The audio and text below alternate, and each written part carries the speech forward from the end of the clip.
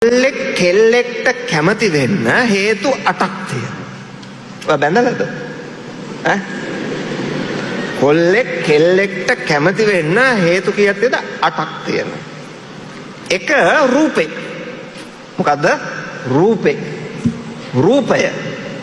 මේ බාහිරව පේන්න තියෙන රූපේ භෞතික ශරීරය. දැන් ඕකටනේ ඉතින් ඔක්කොමලා කැමති වෙන්නේ 99%ක්ම. 99%ක්ම කැමති වෙන්නේ රූපයට. නංගි හරි ලස්සනයි. නංගිගේ තොල් රෝස පාටයි. මූණ මිරිකන්න හිතන පැටියා. කොහොමනේ ඇත්ත කතාව. දැන් අයියත් එහෙමයි නංගිට. රූපය.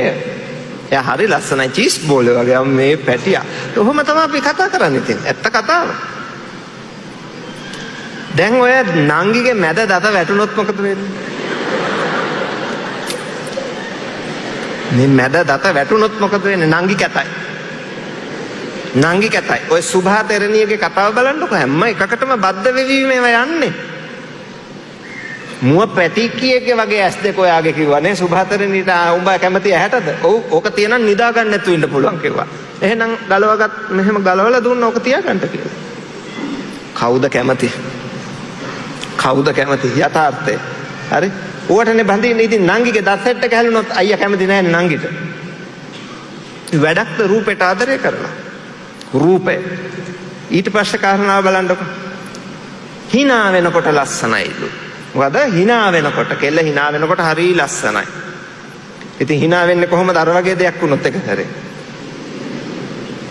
අයියා hina වෙනකොට ලස්සනයි. ඔය hina වෙනකොට අනේ මූණ වල ගහනවා. පැටියාගේ. බොහොම සතුටින් ඔහොමනේ කියන්නේ. හරි? ඊළඟ කාරණා මොකද්ද? කතා කරනකොට ලස්සනයිලු. අනේ කතා කරනකොට ෂෝක් දත් දෙක බලන්නකො අර පිටපට ගිහිල්ලා තියෙන ෂෝක් අනේ හරි ලස්සනට කතා කරනවා. හරි ස්වීට් අප්පා. කතා කරන හැටි. කටහඬට ආසයිලු. කටහඬට. උගුර බැරන්දි වෙච්ච දවසට කෙල්ල හරි නැහැ. ඔන්න කටහඬට කැමති වෙනවලු. මේ බුද්ධ ඥානයකින් දේශනා කරන්නේ සරුවඥන් වහන්සේ. ඊළඟ කාරණාව සින්දු කියනකොට ලස්සනයිලු. මොකද සින්දු කියනකොට අර කටහඬට අදාළව තව එකක් තියෙනවා පුතා. අපේ ලොකු ස්වාමීන් වහන්සේ දැන් කිව්වේ ඒකයි. WhatsApp, imo, Facebook ඔය තියෙනවනේ Messenger ගිහිල්ලා. අම්මේ ඔය කටහඬ අහනකොට නිදා ගන්න නැතුව ඉන්න පුළුවන්. අර සින්දුකුත් තියෙන ඕ වැරුව දුටු විට හද කිති කැවෙනව සත්තයි මට නිදා ගන්න බැරි.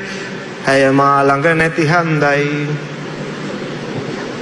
අන්ධ භූතෝ අයන් ලෝකෝ. තියෙනවා වගේ.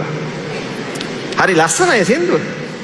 ඉතින් කොහොම හරි පින්වත්නි ඉතින් අම්මා හිතන් ඉන්න කොල්ල පාඩම් කරනවා කියලා. මේක කරන වැඩ දන්නේ දෙවියෝ විතරයි. දිවස් තියෙන නිසා අම්මා දන්නේ. අම්මා ඉතින් සට්ටජනුත් දාගෙන පිටි හදන් යනවා කොල්ලට දෙන්න. ඇයි අම්මේ විභාගේ ලබන මාසේ මේක අරක ඇතුලේ ෆෝන් එක දාගෙන මෙහෙම චැට් ගන්න පුදුම ගැහිල්ලක් ගන්න පට ගාලා ගන්නවා. පුදුම වේගයක් තියෙන. අපි දැකලා තියෙනවා. ඊට පස්සේ මෙහෙමත් කරනවා හිටපු ගමන්. දැන් ලෙඩක් හැදිලා තියෙනවා මොකද්ද? මෙහෙම කරනවා. මෙහෙම කරනවා විවිධ මානසික ලෙඩ ඇවිල්ලා තියෙනවා. අර ලොකු කරලා බලන්න මෙහෙම කරලා. වීඩියෝ කෝල්ස් වලින් අර ලොකු ස්වාමීන් වහන්සේ පැහැදිලිව කියනකොට සාදුකාර දෙන්න වටිනවා පින්වත්නි. දෙවෙනි බුදු කෙනෙක්ගේ අනුශාසනාවක් වගේ. මොන තරම් කරුණාවකින්ද අපිට ඒ කියන්නේ. මම විශ්වවිද්‍යාලෙදී පොත් 44ක් ලිව්වා. එක ෆෝන් එකක් තිබුණේ නැහැ. මේ ළඟදි මේ උලව්වක් ගත්තා. මෙලෝ වැඩක් කරන්න බැරි වුණා. බ්ලොක් කරලා දැම්මා, අයින් කරලා දැම්මා, සිම් එකත් ගැලෙව්වා. මෙහෙමයි ෆෝන් එක ඕන නෑ කියලා නෙමෙයි කියන්නේ. අනවශ්‍ය එක දාල නෑ. අවශ්‍ය දේ අනවශ්‍ය දේ හොයාගන්න. දැන් මේ යොවුන් දහම් සක්වන 2023 වැඩසටහන මම බැලුවේ YouTube එකෙන් මොන වගේ එකක්ද කියලා. ඉතින් ඒක හොඳයි. නමුත් බලන්න ගියපුවම නතර වෙන්නේ කොහෙන්ද? එතනයි අවුල තියෙන්නේ. ඉතින් අර අම්මා කෑම ගේනකොට තේ හදන් එනකොට පුතා වෙන එකක අංගනාවක් සමග භජනය ලොකු සාකච්ඡා. අම්ම එනකොට මරකයට දැම්ම කාවද මේ හැංගුවේ අම්මට බොරු කරන්නේ. මොකටද බොරු කරන්නේ? වැඩක් නැහැ. ඉතින් අනිත් කාරණාත් පොඩ්ඩක් මතක් කරන්න. විනාඩි 5ක් අරගෙන මේ කෙල්ල අඬනකොට ලස්සන නම් කොල්ලක් කැමති වෙනවලු අඬනකොට. අනේ ඉතින් කෙල්ල අඬනව බලන්න කොල්ල මොකද කරන්නේ? නැදකින් පරට්ටි. ඔබ ගියානේ දර අරුත් එක්ක රවුම්. නෑ අයියා ගියේ නෑ. ඉතින් කෙල්ල අඬනවා. බොරුවට ඔය කැම්පස් වල හරියට තියෙනවා වගේ දර්ශන. එහෙම තියෙනවා. ලැජ්ජයි. ඉතින් අඬනකොට හරි ආසයි. ඊළඟ කාරණාව තමයි ගෑනු ළමයා අඳින ඇඳුම් පැළඳුම් ආභරණ වලට පිරිමි ළමයා ආසයි. එහෙම එකකුත් තියෙනවා. ඊළඟ කාරණාව තමයි මොකද්ද? ගෑනු ළමයා දෙන අර ගිෆ්ට්ස් මේ මොනවද ඒවට කියන්නේ පොඩි පොඩි තෑගි තියෙන්නේ. ඒවට කැමති. ඔය තෑගි වලට නම් කැමති වෙන්න එපා පුතෝ. දැන් එනවද කොහෙද තව දවස් කීපයකින් මොකද්ද? දන්නව නේද? Valentine's day. මොන මල්ද දෙන්නේ පුතා? රෝස මල් දෙනවා. ඔහොම මලක් දීලා අනුරාධපුර කාලේ නම් මලක් නෙමෙයි දුන්නේ පාත්තර තැටියක් දීලා මහා ජංජාලයක් වුණා. මොකක්ද ඒ කතාව? මිරිස වැටි පූජාව දවසේදී ඔබ වහන්සේලාට මතක ඇති ඔය කතාව. මිරිස වැටි පූජාව අපේ දුටුගැමුණු මහා රජුරුවන් වහන්සේ කරනකොට ලක්ෂයක් භික්ෂුන් වහන්සේලාටත් 90000ක් තෙරණින් වහන්සේලාටත් දාන දුන්නා. එතකොට එක සාමණේරයන් වහන්සේ නමක් මොකද්ද කළේ? උණු කැඳ පාත්‍රයක් උස්සගෙන යනවා, අත පිච්චෙනවා, බිමින් තියනවා, අත පිහ දානවා, ගානවා, ආයි යනවා, ආයි උස්සන් යනවා. මේක දැක්ක අවුරුදු 7 තෙරණියක් දැකලා ස්වාමීන් වහන්සේ මේකෙන් ගෙනියන්නේ කියලා පාත්‍ර තැටියක් දුන්නා. මේ පාත්‍ර තැටිය තියාගෙන ඉතින් ස්වාමීන් වහන්සේ ගෙනිච්චා. ওই කතාව තනින් ඉවරයි. ඊට පස්සේ මොකද උනේ? බැමිණිටියාසාය වගේ දුර්භික්ෂයක් ආවා. දැන් අවුරුදු 60ක් ගියා 60කටත් වැඩිය ගියා. ඇත්තටම 80ක් වගේ කාලයක් ගිහිල්ලා. දැන් කාලේ ගත වෙලා. දැන් හාමුදුරන්ටත් 80යි, තෙරණියටත් 80යි. වස් 60යි දෙනමටම. තෙරණින් වහන්සේ තමයි මුලින් ගියේ ඉන්දියාවට. පස්සේ හාමුදුරුවොත් ගියා. ලංකාවෙන් හාමුදුරු කෙනෙක් ආවයි කියලා තෙරණින් වහන්සේ ගියා හම්බ වෙන්න. ස්වාමීන් වහන්සේ ලංකාවේද? ඒ නැගණියනේ සිහල දීපේ. අනේ ඔබ වහන්සේට මතකද ඒ කාලේ විස්තර? මොන වගේ විස්තරද? මිරිස වැටි පූජාවේදී? ඔව් ඒ කාලේ මට අවුරුදු 7යි. නංගිට කීයද වයස? මටත් 7යි. අනේ ස්වාමීනි මට මතකයි ඒ දවස්වල සිද්ධ වෙච්ච ලස්සන සිද්ධිය.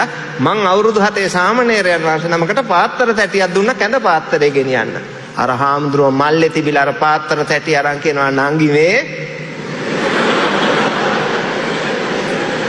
දෙන්නම සිවුරු ඇරලා පැනලා ගියානේ.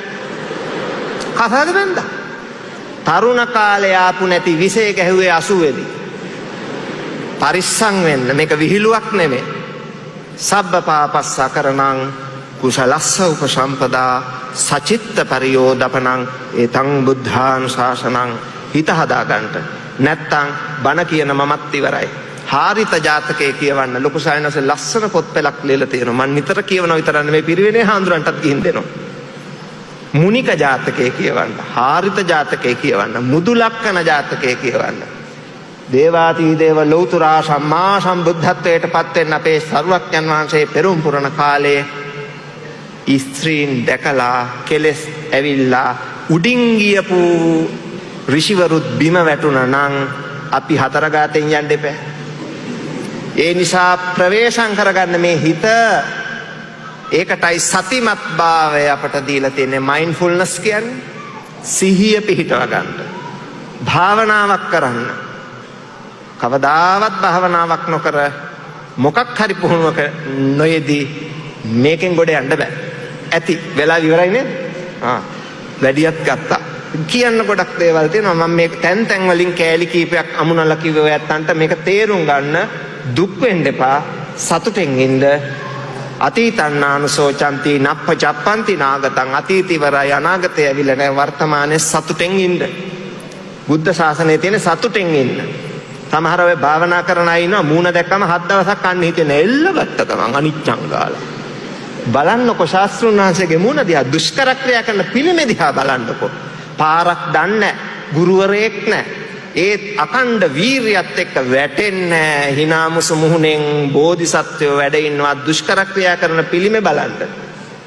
අන්න එහෙම ඉන්න. වීරිය ඇති කරගන්න. හොඳයි එහෙනම්